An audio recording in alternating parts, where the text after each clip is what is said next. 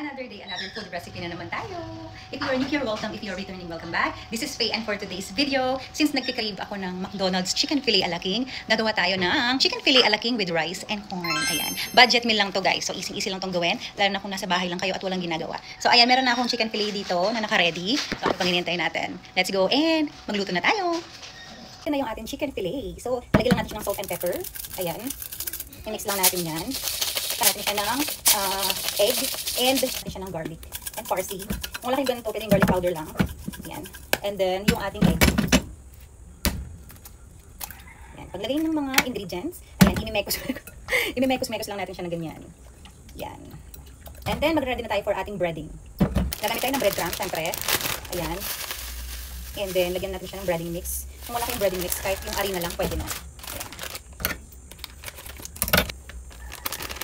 Samahin lang. And then once na tapos na, lalagay na natin yung ating mga fillet. Ayan. Isa-isahin natin. Para ma-ready na natin sila. Kuha ka lang ng isa. Tapos, lalagay mo siya dyan. And, yan. Gagamit yung kabilang kamay mo syempre kasi ito basa. Yan yung pag-mix mo. Yan. Ganyan lang siya, guys. Ulit-ulitin mo lang siya hanggang matapos ka sa mga fillet. So, ganito yung magiging itsura niya. Yan. Siyempre, pag natapos na, lalagay mo siya sa kabilang lalagyan. So, ayan. And then, next naman. Ayan. Tapos, gamitin mo yung kabilang kamay mo. Tiyan. Next. Ito yung ating nagawang chicken fillet na may breading na. Ayan. Ready to fry na yan sila. Tanan! So, magpapainit na tayo ng kawali. Unahin na muna natin lutuin yung ating corn. Ayan. So, maglalagay tayo ng butter. Ayan. And then, lagyan natin yung corn. Yan. Ano lang to, 2 to 3 minutes, okay na. And then, set aside natin siya. Okay na to. Yan.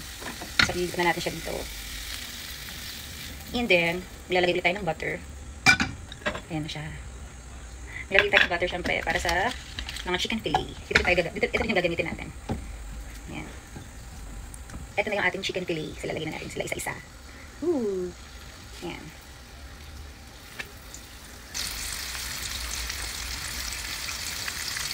Wait lang natin sila mag-golden brown. And then, nagawa na tayo ng chicken a la king sauce. Ayun ang itsura nila kapag na-golden brown na. Dalawa pala yung nagagawa ko. So, meron pa tayong dalawa doon. Niluluto ko pang maramihan na talaga para kung sino man gustong kumain dito sa bahay. Ayan, meron na silang makakain agad. Yung malito. Kaya, magpapreto na tayo ng kanilang lalagyan. Lagyan natin sila dito. Ganda ng pagpaluto nila eh. Diba? Ayan, pwede na to. Yeah, pwede na sila. Ayan, so lagyan lang natin dito. Ito pang isa. Ulit, lagyan natin ito. Dalawang natira. Pag na ito, lagyan natin sila dito. Nalagyan. Pagkaw na tayo na chicken fillet sauce. Ayan, yung chicken fillet a la king sauce naman yung gagawin natin. Okay, let's go. Ginitin din natin itong pan na ito, guys. Sabihin natin yung mantika. Punasan lang natin siya. Kasi ito rin yung gagamitin natin for the sauce. Yung ating a la king sauce. Ayan. And then, gagamit tayo ng butter. Siyempre, turn natin. And then, pag na-melt na siya, lalagay natin yung garlic and onion. Tapos sasabayin natin yung carrots. Ang bigat yan. Ang natin yung garlic muna. Igigisa muna natin siya.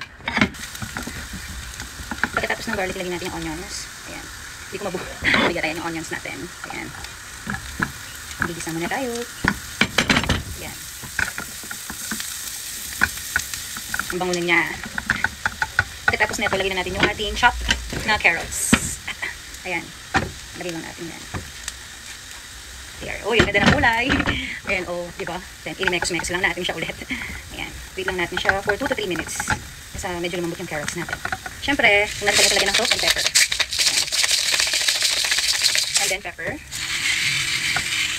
Ayan. Tapos, hayaan natin siya hanggang sa lumambot.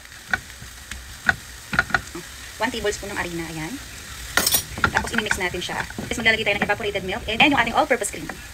Nasa sa inyo na kung anong brand na gusto nyo for the milk, evaporated milk. Ayan. And then, lalagay din natin siya ng all-purpose cream. And then, imimekos-mekos lang natin. Ayan. Kita nyo ba, oh?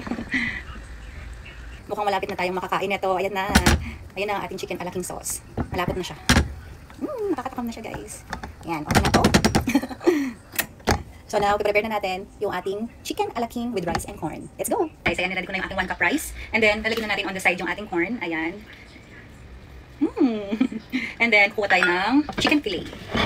Eto, ang dami ko naluto. So, kuha tayo ng kahit dalawa. Kakamayin ko na lang. Tapos, syempre, mawawala yung ating chicken fillet a la king sauce. Ayan. Bubuhos lang natin siya dito. Yan. Oops. Ayan na. Uy. Grabe naman yan. Yan. So, ito ang ating chicken fillet a la king with rice and corn. Let's eat. Ito na ang moment of truth. Ayan. Naglagay lang ako ng parsley flakes sa taas ng aking rice at saka sa chicken fillet a la king. Tikman na natin. Ang lambot ng chicken. Ang sarap. Ang sarap, guys.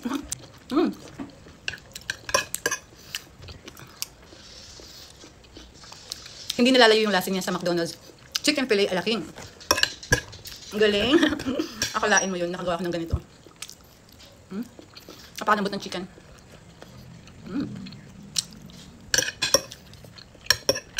Masarap siya. Actually, parang napalat lang ng onti yung aking chicken. Nilagyan ko pa kasi siya ng salt. Meron na akong breading mix. Hindi ko may lasa na yun. Pero kaya lang. Kasi may rice naman tayo.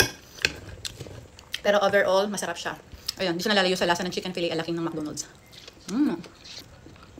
Maganda talagang i-partner to sa sa corn kasi nagbe-blend yung lasa niya sa corn. Kaya sarap. Mukhang mapaparami ako ng kanin nito. Napakasarap at sobrang sulit lang nito, guys. So, ano pang hinihintay nyo? Once dumaan sa FYP nito, i-try nyo na rin. Sarap. Don't forget to hit like, share, follow, and subscribe. See you on my next vlog. Bye!